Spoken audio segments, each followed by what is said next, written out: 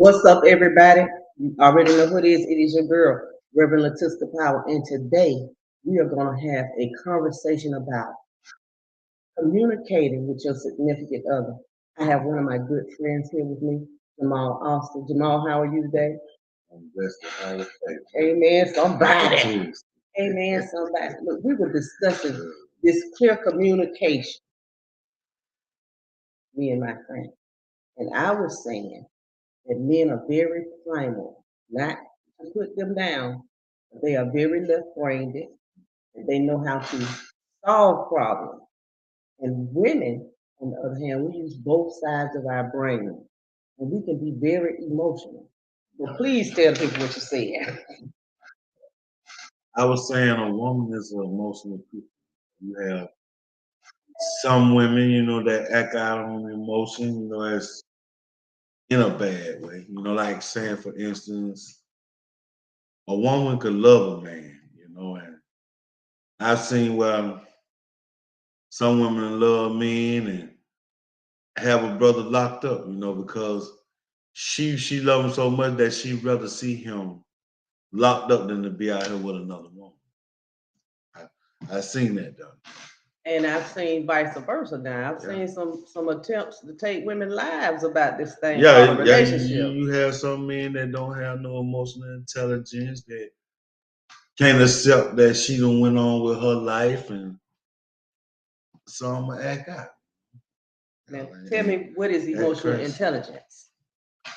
To me, emotional intelligence is like where you can it's like maintain, like never losing control. Never losing control, exactly. Or never giving somebody the power to never take you out. Never giving nobody no power to take you out. You understand? I mean, holding yourself together. Okay. Let's talk about how a person can tell if they're in an emotionally abusive relationship.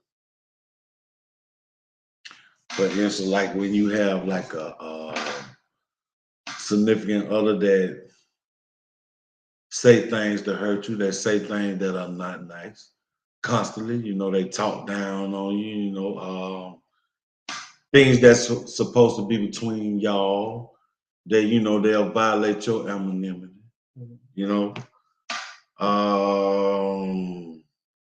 When they use physical force, a woman, she can be emotional. What now? Say that. How you say that again? I'm lost. How you say as that far as emotionally, abusive. Okay, toxic. I done seen where some women have said some evil things, Do you think it's worse than physical?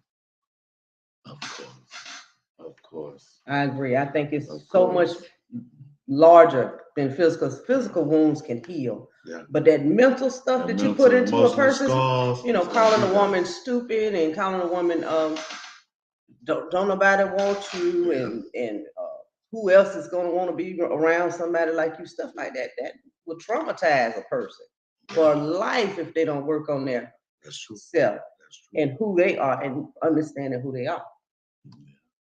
So now, is it a way? And I believe like if it happens to women, it also happens to men, because men are raped all the time. Men are dogged out all the time. It's so much that we look at women and we say, this is always happening to us. It's just always happening to us. But it's a lot of things that men go through. To get beat up emotionally. You see girls snapping their neck and carrying on, and that MF for this and that in that and that this is that and other. And at the same time, then you cuddle up beside of them. This is your dude. That can't be your dude, because that's how, look how you talk to him, and then he turns back around and gives you what you gave him. Yeah. And that is so. And then the women huge think, of an imbalance. Yeah. And she don't look at what she got. But it's so easy to look at, and the Bible talks about, to see the splinter in someone else's eye, but you don't see the plank that's in yours. In yours, you got to get it up out yours. Yeah. Yeah, that's like living in a glass house and throwing stuff. Mm-hmm. Now, I think Letiska says at all times when you're in a conversation with your significant other and something comes up in you, a feeling comes up in you, because you got to understand a feeling is not you. A feeling is something that consumes you. So you have to ask yourself the question, why am I feeling this way? A healthy relationship to me would be, you know what, Jamal, something just came over me and I can't talk to you right now. So can we, I'm going to go this way and I need you to go that way. And we need to separate until I can come back. Saying something in an appropriate way where somebody can understand. Yes, I agree. And not necessarily coming back, talking about boo-boo this and, all that name calling and trying to sugarcoat it. Because I feel like a clear communication should always be an honest communication. May not be always what you want to hear, but you got to be open enough to receive what another person is saying to you. Exactly. Tell me about, how do you feel about walls? How women create these walls because they've been hurt?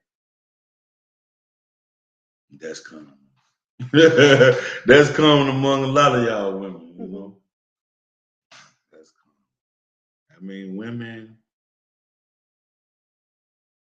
they go through things. And sometimes they don't want to speak on. That wall is when they don't want to speak on.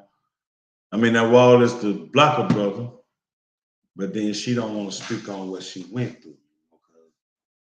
I guess y'all think that a brother gonna impose on me, looking at it as a weakness or something like that. Do you think men sometimes use what a person tells? Because I've been in relationships where I told my past and I said certain things, and it always came back, and I'm like, okay, but that's not my now. But when somebody do something like that to you, they not for you. And that's another way of emotional abuse. Abuse, yeah, they're not for you. You know, they're gonna use that against you. You know? So now give me a tip that you would give to the ladies as far as like red flags. You said a few as far as somebody that's always constantly tearing you down. Tearing you down, somebody that's bringing what they heard from you up, throwing that in your face, or something that you didn't tell him, and he might have heard it from a relative or a friend, and he brought that up. What is a healthy way to respond when that happens to you? From a male perspective, what would be a healthy way for me to respond instead of me reacting and pointing my finger and calling you all out your name and clapping my hand and tell you, baby, I can call somebody to get you, before I have to go into that? What would be a healthy way? Just keep quiet. You know what I'm saying? Back up from that person like the Barcades and spin around like the OJs on. At the same time, that's not a healthy move to harbor that stuff, because that then creates. Back up, but then you come back at a time and you talk to that person. You tell them what bothered you and how you saw this and how you felt like that he wasn't your friend because he brought that up, and as a friend, he should have heard you out and he could have kept that to himself, and worked it out, smooth work that out with you. So you don't think men have walls from prior past relationships? Yeah, men have walls, with me, I don't have no wall because I'm going to keep it real at all times. Now, I don't care what you going to hold against me. I ain't going to tell no lie. Sometimes I blow things just telling the truth. You know what I'm saying? But me, myself, if I don't feel good about myself if I have to lie about something. I don't feel liberated, period. So whether I turn somebody around for me telling the truth about myself, I care less. I want to be liberated, because.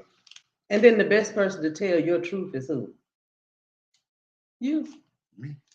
You know the endeavors of your own heart, Because everybody's not your friend, And then I will say this, as far as the mind is concerned, sometimes we as we can be our own worst enemy by the thoughts and things that we think. Yeah. And that attaches, goes back to that emotion, that feeling comes over you. And then you begin to start thinking stuff like, I know this and I know that. You don't know nothing.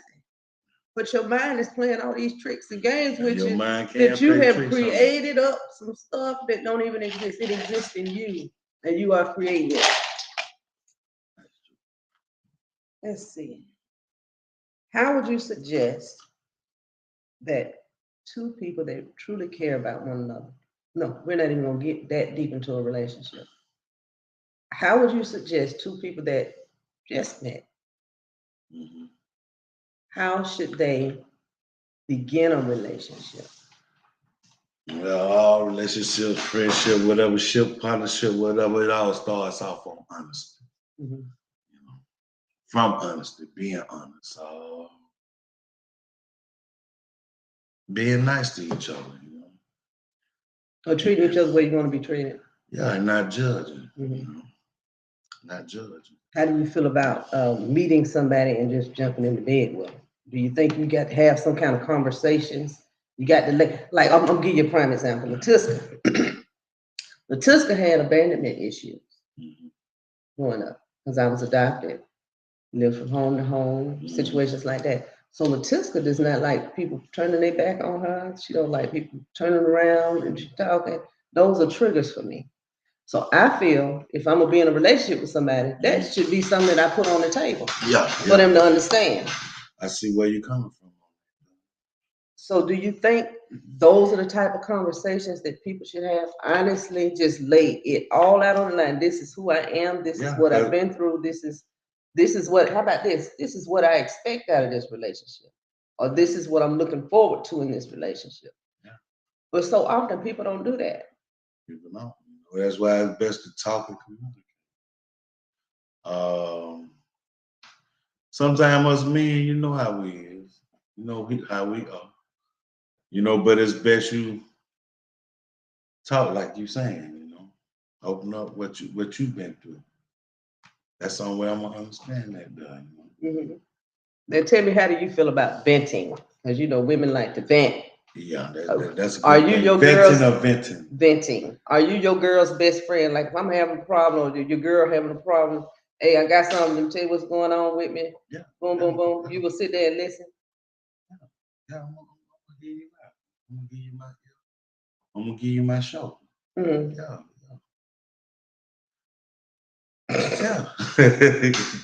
Do you know this is not no average man right here? And I think that's why this is my friend right here. But the average man is like, oh, I don't really want to hear this. You know what I'm saying? Because he's on a whole nother ship. On something else. You know? Yeah, on a whole nother ship. So you are the type of person that is open. So give me an example or give me a way that, let's say, someone that's watching this, their particular significant other is not as open and willing to sit and listen and allow her to vent and say the things that she has to say in a calm way. Now, we're not talking about just, you know, you ain't finna stand on me and talk to me in a kind of way. Well, you don't need nobody that can't listen to you. Mm-hmm. You know, I don't need nobody that can't listen to me. You know? If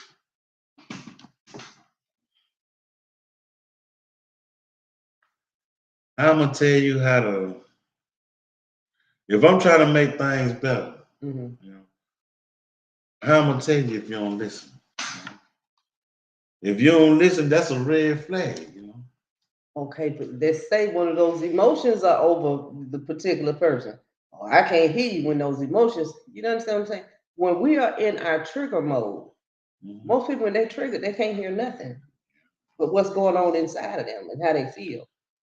So, and how do you deal with after the trigger has been set? It's set, this is where we at. Now, what do we do? Well, my thing is, I deal and cope with people, and it's like that. I learned to accept things that I cannot change. You know, like once it happened, I might not like it. I might don't understand it. You know, it can happen again and again. You know, but that again and again, that. That's why I can't change that. You know, I have to. So how many agains? How many agains are you willing to go through? Because if you've already said I've sat down, I opened the book, told you about who I am, told you I want honest communication. I told you this is where I see the relationship going, or this is what I see, within the relationship.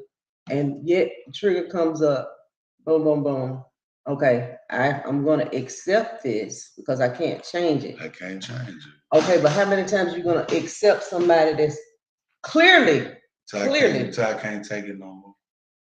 So I'm tired and I see I can't get through to you. You know. Sometimes I have to let it go and figure out my way to. I have to be creative. I have to use my creative thinking. You know? If my creative thinking ain't good enough, I ain't gonna get nowhere with you. So it wouldn't be okay. I can kind of understand giving a person another chance. I can't see over and over.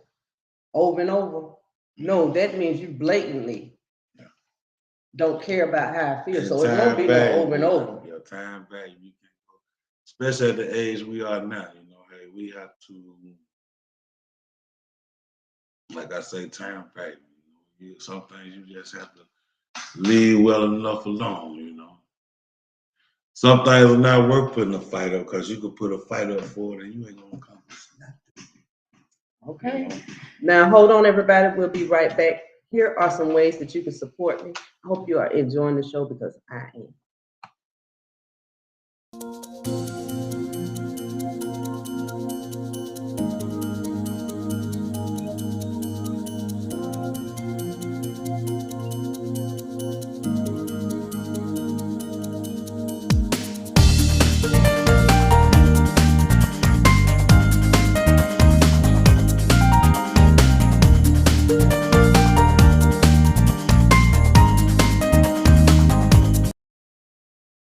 All right, we are back.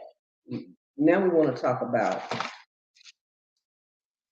understanding that how another person feels, they are so correct in how they feel. And how you feel it, you are so correct because everything in life is no more than perception. That's all it is. So if you see two people and they at it, they battling. Everybody in that situation is right according to their own understanding. And they're only going to call people that agree with what they're talking about. They're not going to just go out here and just take a random survey of just people that they don't even know to say, oh, how do you feel about this? How do you feel about, if somebody did this or somebody did that? They're going to call the group, the homegirls and the homeboys that agree with whatever it is they're saying. 9 times out of 10, the people that agree with you, you don't want to be talking about it. And let's talk about this. When you're in a relationship, this is a tip for me. Stop calling people, telling people the worst side of your relationship. Yeah. Because you have put trash in their mind about this person that you know that you love. That's true. That you know you're just having a little issue with. That's true. And if you're gonna vent on paper. Go outside, take a walk. I don't know, go on a preserve, but picking up the phone and filling up somebody else's head about an incident that you haven't even sat down and clearly thought about yet. Because to me, every argument is stupid. When you really think about it, it's not even worth talking about, but because emotions come over you and you didn't hit a trigger, and when the trigger hit, that means the gun has went off, the fire is out. And so nobody is thinking. That everybody is reacting. Reacting gets you landed in jail. It gets people with handcuffs on them. It's just you have to go to anger management. You have to do all of these things because you allow somebody to take you out of yourself. Really and truly, in a relationship, you never know what you're dealing with in the first freaking place. Hey.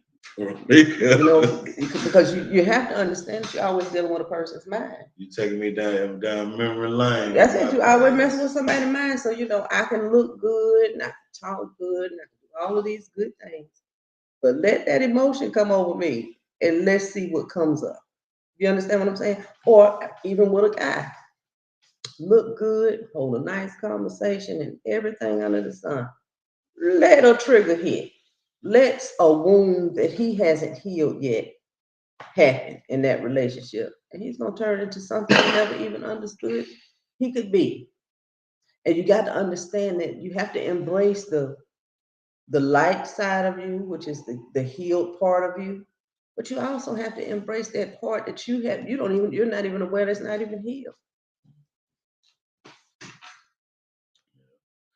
Sometimes when that person has something ugly in them, hey, that's just one dressed up trash can.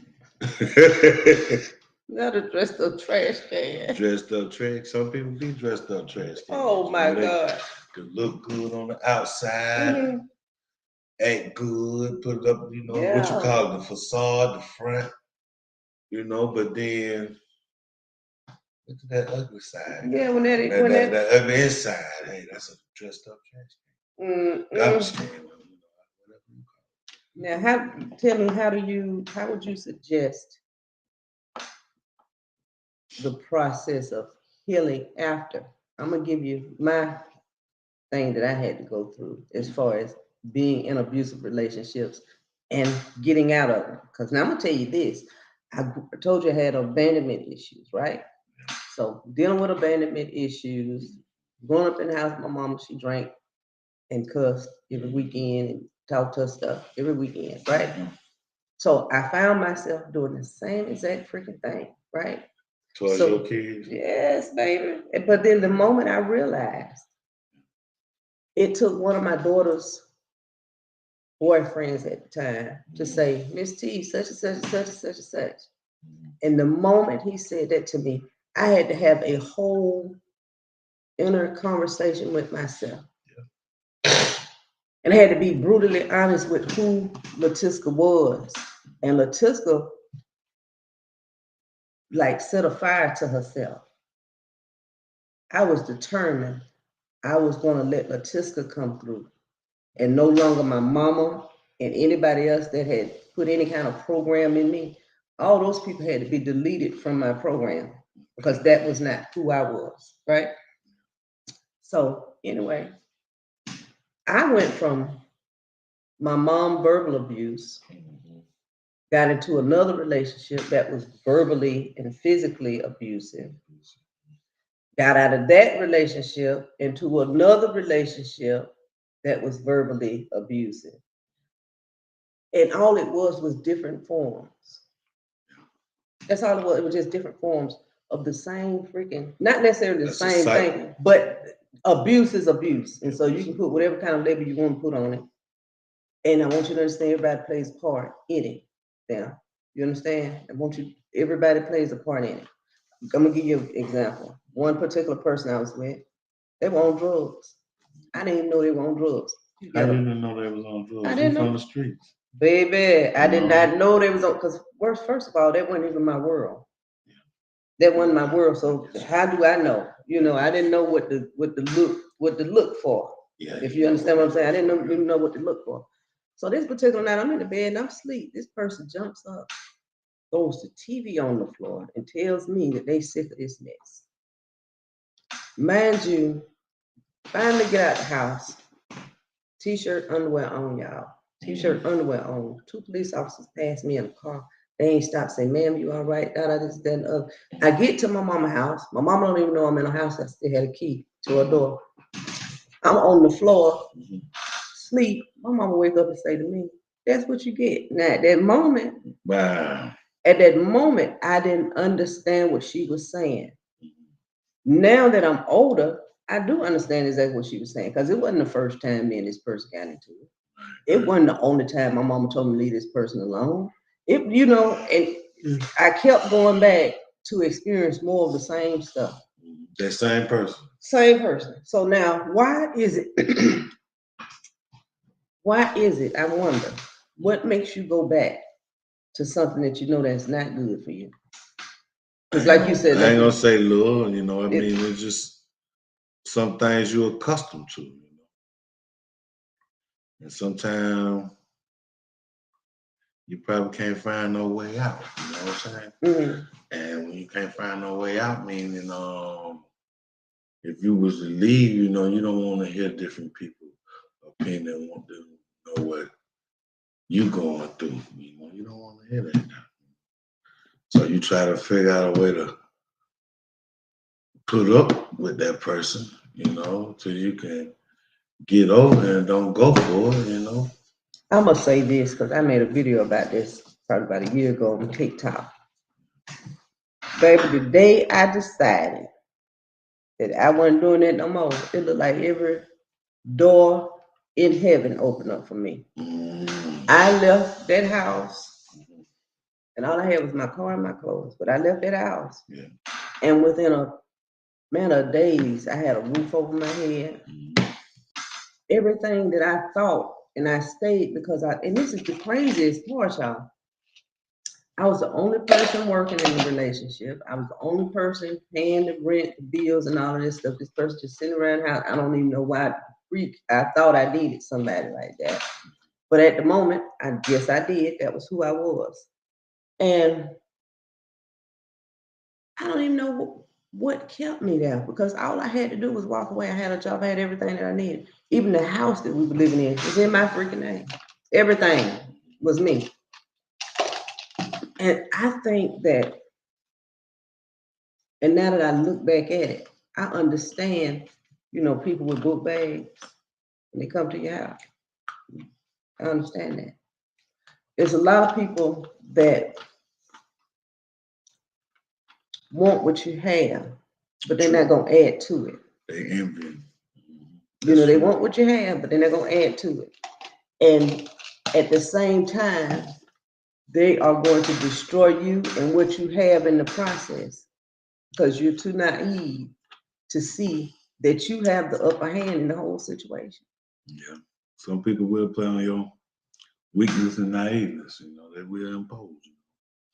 But that's like a quiet form of bulliness, when somebody impose on your weakness and your naiveness. Mm-hmm. Take your kindness for weakness. I don't know why people like that. But people are people. People are people. You have to accept what you can't change, and hey, back up like the Barcades and spin around like the OJs on them and get somewhere. I don't even know where he gets this wrong. But yes, just telling, baby, I come on here and I tell y'all 101 stories.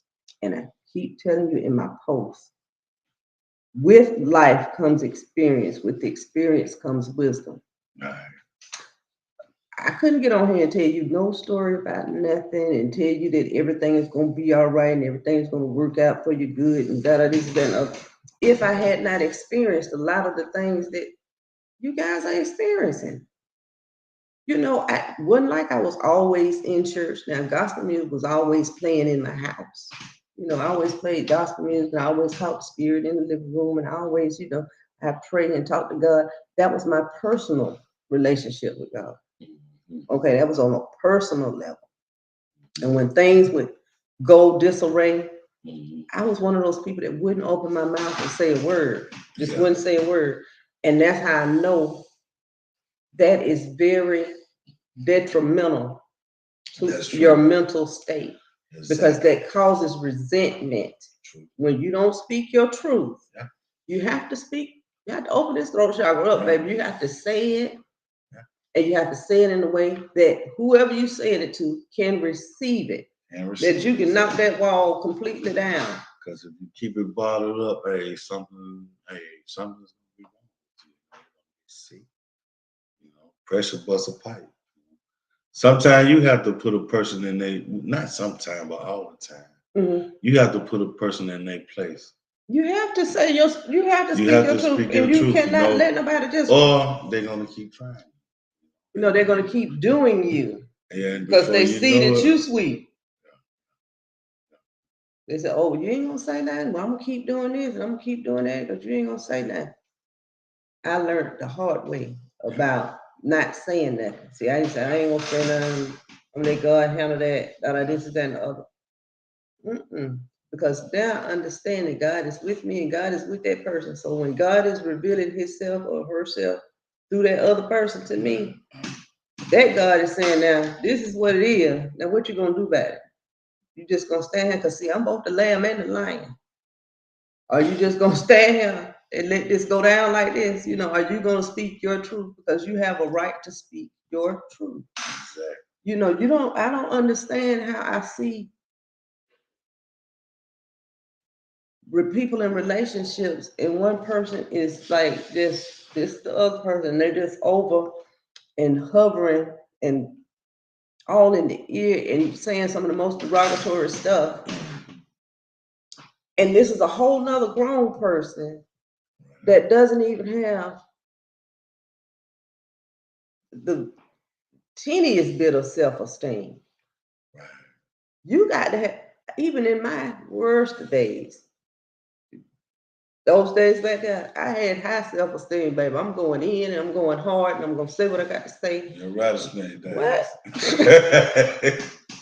What? You can get it. And wasn't scared to let you have it.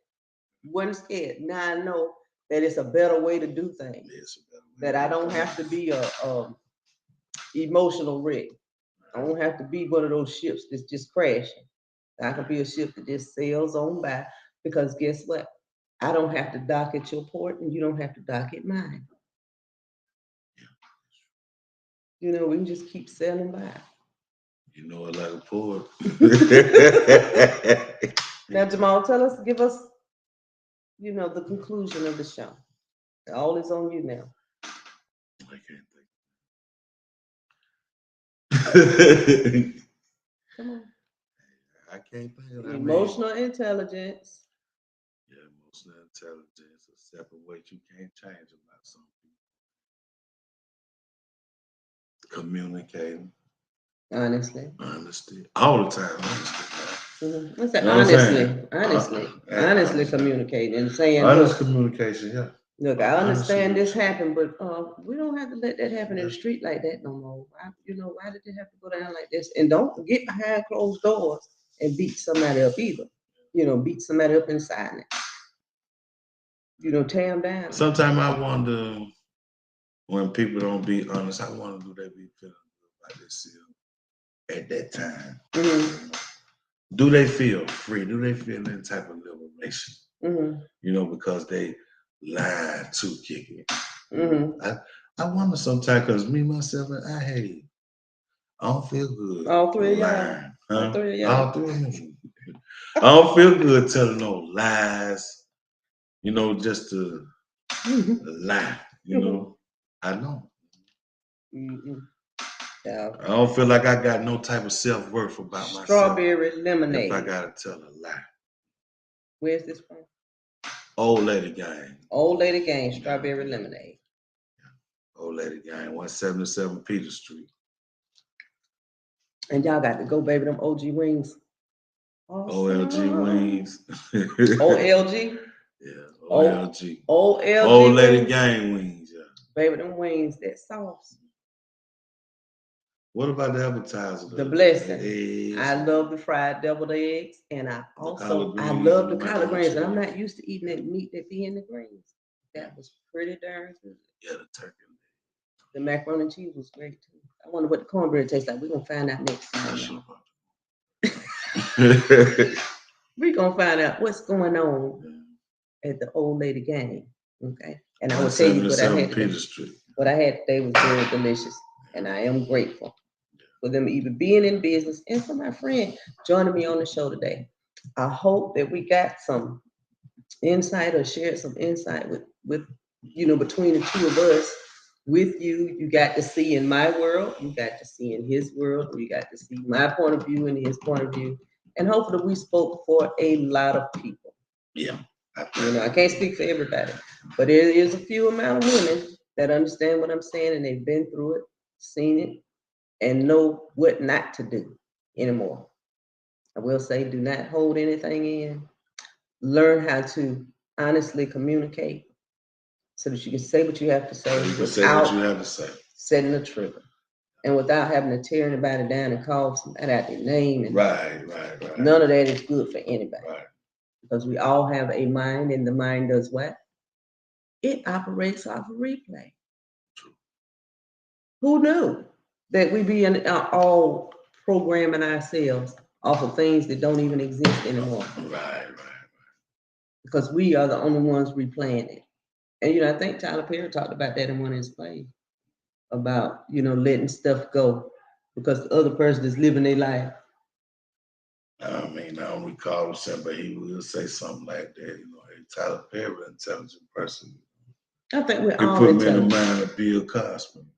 I think we're all intelligent. It's just a matter of tapping into it. We all have infinite intelligence because we all come from an infinitely intelligent source. And black is intelligent. Black is strong. Oh, that's another show, y'all, because guess what? I'm tired of being a strong black woman. I'm tired of fighting for everything. I'm tired for, a lot of these little sayings that they say about black women. Baby, I'm tired about it. I'm tired now. We are the greatest improvisers.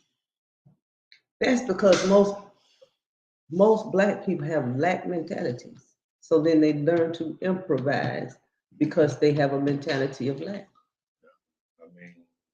Because you got to understand where we came from. We came from slavery. You know what I'm saying? Look at the pig generations and stuff. Yeah. The pig feed and how lucrative they are these days. And then realizing them people gave that to us. They probably didn't give it. They threw it away. We did something with it. Okay.